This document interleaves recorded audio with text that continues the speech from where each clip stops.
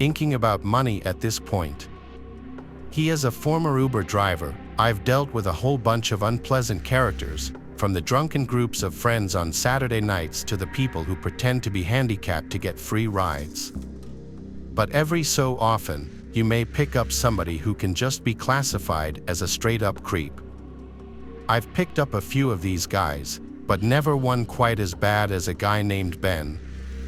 It was a Friday night in December, one of the coldest nights of the year. I had nothing to do, so I figured I'd do some late-night pickups. This was 2 years ago. I was 18 and had a new Honda Accord. My parents kind of spoiled me a bit. I was a very skinny 18-year-old, though, and that's why my dad told me to always keep a blade in my car, because you never know what kind of nuts are getting into the car. A guy named Ben popped up a couple of miles away by a major shopping area. I responded to his request and started driving in that direction. I pulled up in front of the shopping center where I saw a group of teenagers hanging out. It looked like trouble. I hoped this Ben guy wasn't part of this group. A bunch of them looked at me and my car as I slowly passed. Eventually, I just hit the gas and went further into the parking lot of the shopping center, wanting to get away from this group. I did 2 laps around the whole parking lot until I finally noticed through my left mirror somebody approaching my car from behind. I rolled down my window and called out, "Ben." He called back, "Yes." I told him to hop in. I had to repeat myself 3 times, and given that all I was saying was "hop in," very clearly made the situation very weird from the start. The 4th time he finally understood me and walked slowly around the back, getting into the seat right behind me. Usually, the people I picked up would sit diagonally from me, which is what I preferred. When people sat right behind me, it just made me a little paranoid sometimes, especially when the person seemed kind of creepy. This guy was old. He had to be in his upper 40s. When I asked him his age, he told me he was 46, which I entered into my phone. By his voice, I could tell he was a very heavy smoker. Come to think of it, my car was starting to smell like cigarettes. The address he gave me was 10 miles away, which was fine since that meant I'd be making more money. I tried making small talk initially, which didn't work out too well. If I would ask him a yes or no question, sometimes he'd just mumble, and any other questions led to dry responses. I stopped talking when he completely ignored one of my questions. There were still 5 miles to go. By the 6-mile mark, things started getting uneasy. I was afraid to look into the rearview mirror because I was so sure that he was staring at me. I took a quick half-second glance, and I was right. He was, in fact, staring at me. My body forced my foot down heavier on the gas. I wanted this ride to be over sooner. By the 8-mile mark, I started to realize we were in the middle of nowhere.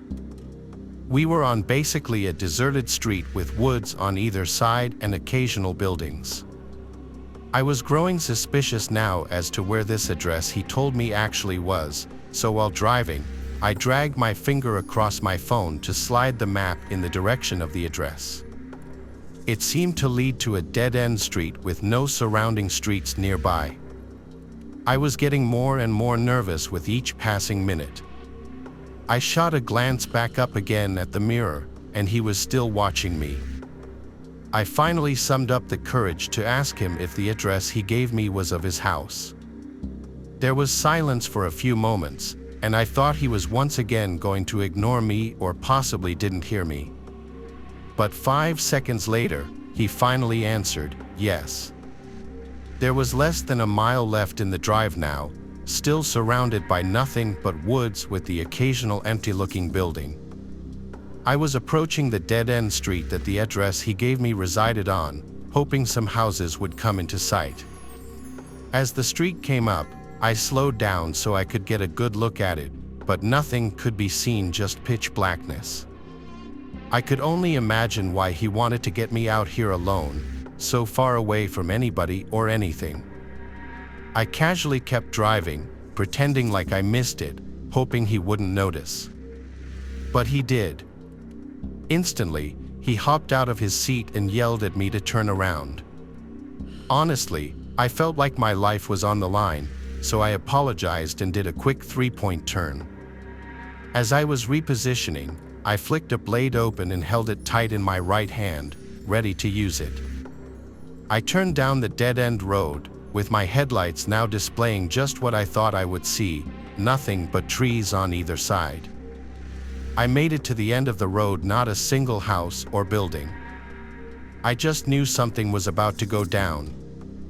I was just trying to physically and mentally prepare myself for it. Suddenly, he said in as soft a voice as he probably could, "Thanks for the ride." I wasn't even opened his door, but before stepping out, he said, "Could you get out of the car for a second? I need help carrying my bag. I have a bad back." But he didn't have a bag. I knew he didn't. He didn't come in with one. I replied, yeah, sure. Let yourself out and I'll help you in a sec." The shakiness in my voice was too obvious. What happened next I never imagined would happen.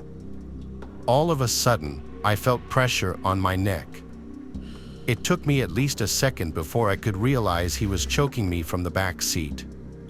Immediately, I drilled the blade into his left arm, and he screamed in pain, releasing his grip on my neck.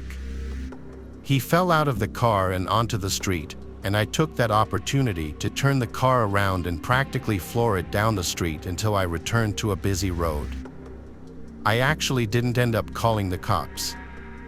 I was just too scared to do anything but drive home, and by the time I got home, I just wanted to go to sleep and forget about it.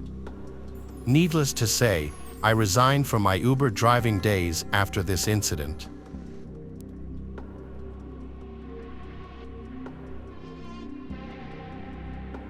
This is a story that happened a couple of years ago when I was 20 years old. I had a friend named Liam who was celebrating his birthday at a nightclub downtown. It was pretty exciting as he was turning 20 himself, which was the legal drinking age from where I resided. I remember wisely taking an Uber as opposed to driving down there myself, just in case I wanted to get hammered. Turning legal age where I was from always gave a reason to go over the top with the drinking, so taking an Uber was completely justifiable.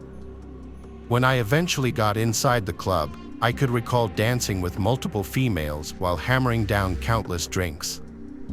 Again, it was my friend Liam's birthday, so we usually hosted these extravagant events by getting a booth along with bottle service.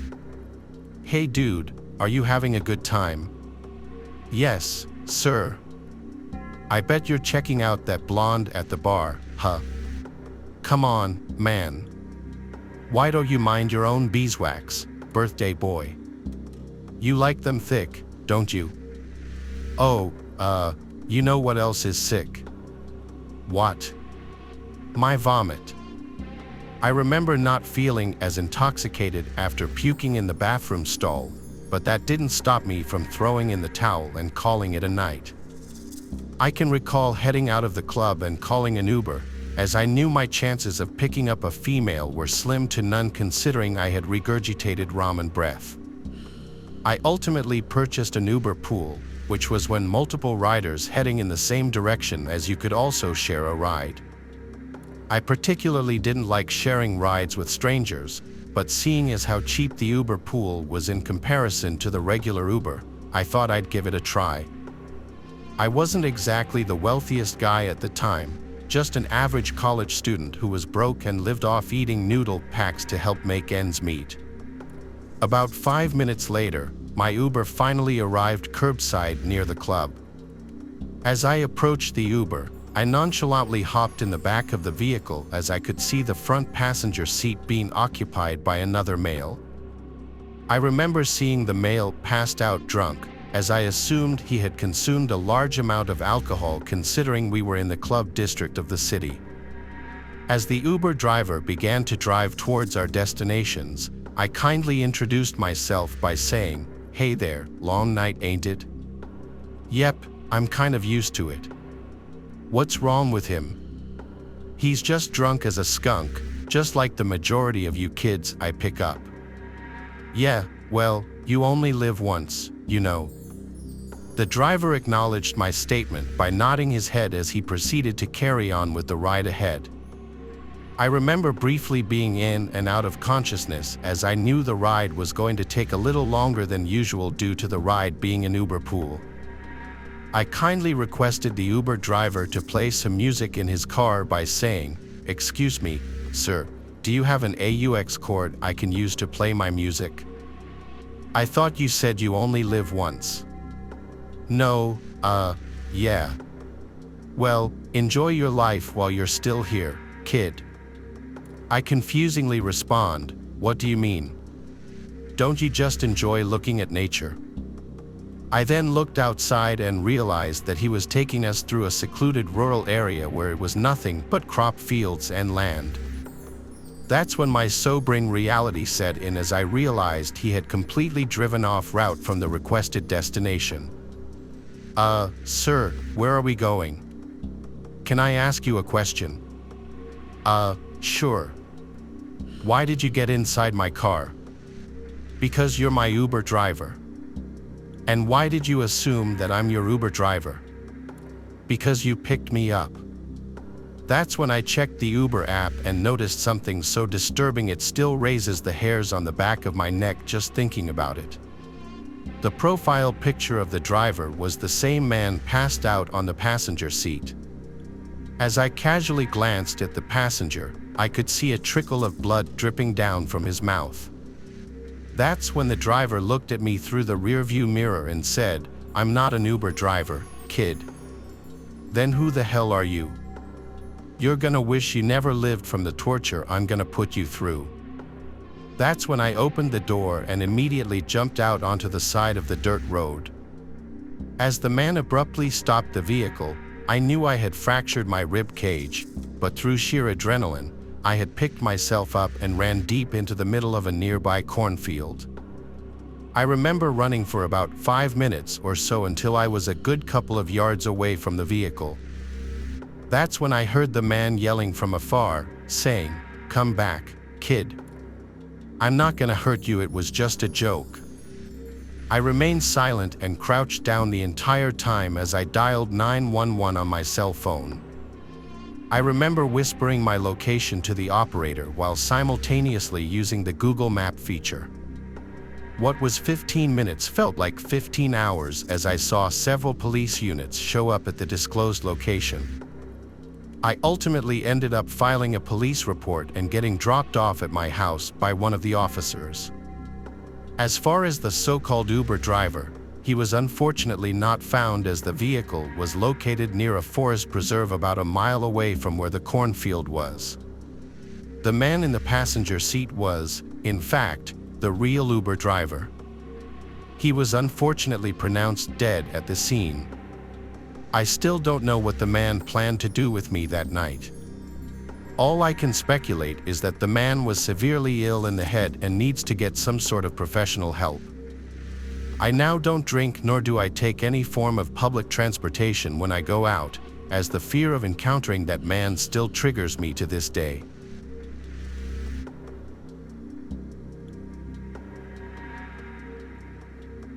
I'm a 18-year-old girl living in Baltimore, Maryland.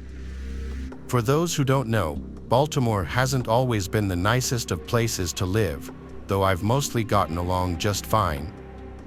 And luckily, I no longer live in the city, just right outside of it. You can still expect, though, that I was raised to be hyper-aware of my surroundings and very wary of strangers. At this time, my school would just let me out for spring break and we got the announcement for an extended break. At that time, I didn't drive, and neither my sister nor my parents could pick me up. With all my friends now living near me, I really had no choice but to Uber home. I wasn't new to Ubering to and from school. I've actually always had pretty good experiences with Uber up until this point. Either I get the usual quiet, relaxing kind, or I get some really friendly people with interesting conversations. On the day when my driver picked me up, at first it was perfectly fine. We made some polite conversation and we actually were getting along just fine. Now keep in mind there were only 2 more common routes to take me back to my home. Both routes only took about 15 minutes and all included very few main roads and mostly back roads. I also have a habit of looking at my Uber driver's phone whenever it's in that little phone holder. As soon as this guy started going off the suggested route, I became immediately more alert. I continued to converse with this guy, acting like I didn't notice a thing, still glancing at the GPS on his phone the entire time he was off route. Then he pulled onto the highway. Then I got quiet. It wasn't like the conversation just died down naturally. He just stopped answering me. I immediately became nervous. The guy wasn't taking me anywhere near my home. He was actually going down freeways that would have taken me into a whole different state. I immediately texted my friend group chat with what was happening, showing them the guy's profile and everything, texting them that if I don't respond within an hour to any of them to call the police. I was way too scared to press the safety button on my phone because I knew it wasn't uncommon for Uber drivers to purposely take super long routes to get more money. Still, I gathered up all my courage and I spoke up to him, letting him know that I was suspicious of him. "Excuse me, I'm sorry, but is this the right way? All the times I've Ubered, I've never been taken on the highway before," I said to him. Pretty much immediately, he started to reassure me that I was safe and he was taking a quicker route. Yeah, right. As I mentioned before, a normal trip home would have only taken about 15 minutes, maybe even less. I was in the car for nearly half an hour now. Then I tried to call my dad. He didn't answer. So what I did instead was give an Oscar award-winning fake phone call. "Hey Dad, yeah, I'm on the highway right now. Yeah, my location is shared with you." "Why?" "Okay, yep, I will. I'll talk to you when I get home. Bye, love you too." My Uber driver was staring at me for the duration of that entire fake phone call. I hoped if he thought my dad knew where I was and that he was expecting me to come home, he would hopefully not have any ill intentions with me. Right then, suddenly, my driver turned into a highway exit, and within another 20 minutes, I was on my main road home that I don't think I've ever gotten out of any cars so fast in my life. Still, though, my dumbass still gave him a decent rating and a tip. I guess because at the time, I truly didn't know if he had any ill intentions with me. I mean, it's very unlikely that he could have just been another Uber driver trying to make an extra buck. And that he did. I nearly got charged $20 more for what I usually pay for my ride I usually had to pay on that trip. I still wish that I'd emailed some kind of Uber customer service or something and explained the situation. Needless to say, please stay safe out there when Ubering, guys. If your driver ever goes off route for an extended period of time for no apparent reason, make it known that you're aware of it and that you're onto them. It could just very much possibly save your life.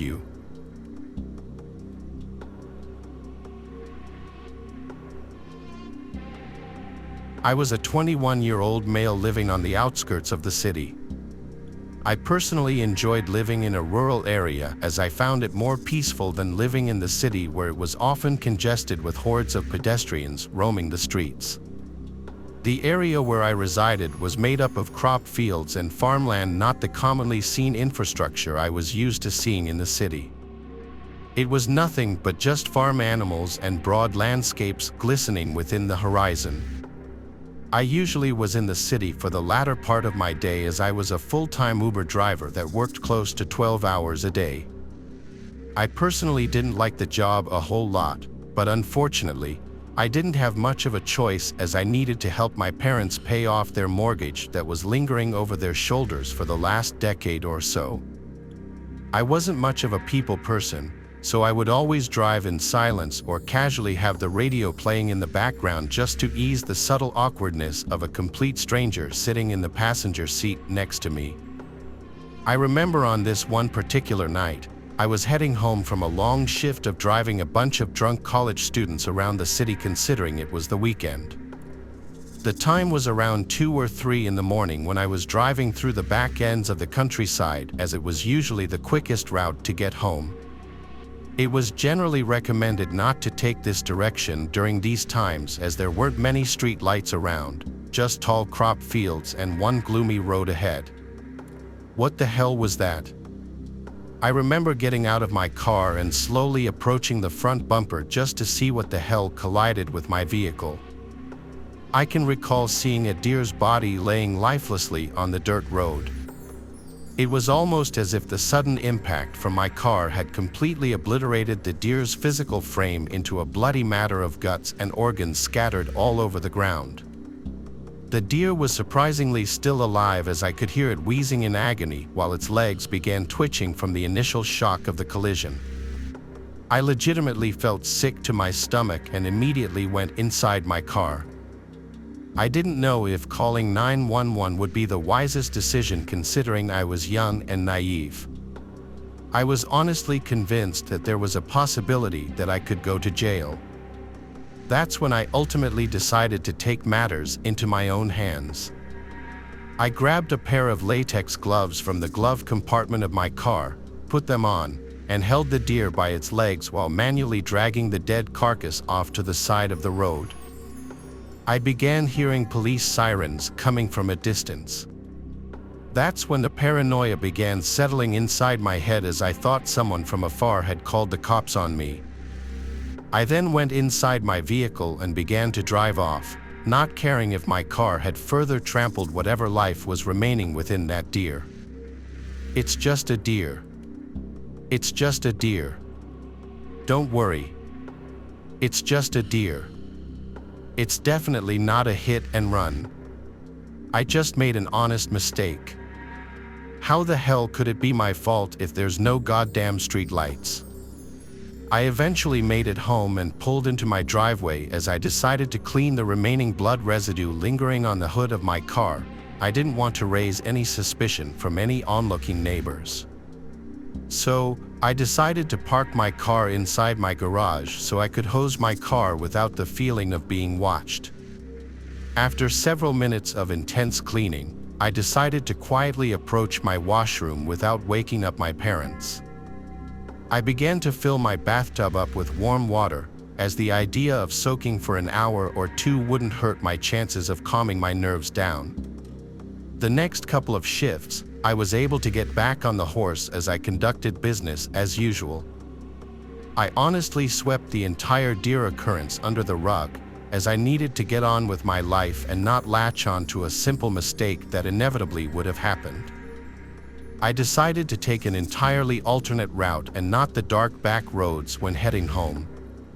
I couldn't run the risk of hitting another deer, as the guilt from the first deer still tears me to shreds internally. I remember this one night I worked the usual graveyard hours when I picked up this one girl near a busy location in the city. She surprisingly lived in the direction of where I resided, so I figured dropping her off was a bargain one couldn't refuse. As we made our way home, I remember looking at my rearview mirror and seeing a rotting deer's head carcass laying on the back seat of my car. That's when I slammed my foot on the gas pedal and began jetting through the freeway. The Uber customer yelled, "What the hell are you doing, sir? Can you please pull over? I want to get out." "Stop the car. Stop the car. Stop it. Are you crazy? Are you crazy? Let me out of your car, you freak." That's when I abruptly swerved my car in the direction of the back roads where I had initially killed the deer. I gradually accelerated my vehicle through the field of crops and trees, while simultaneously contemplating if I was hallucinating or if my brain was playing sadistic tricks on me. I then casually drew my attention towards the passenger, and I could visibly see the woman's head turn into a deer's. It's just a deer. It's just a deer. Don't worry. It's just a deer. It's definitely not a hit and run. I just made an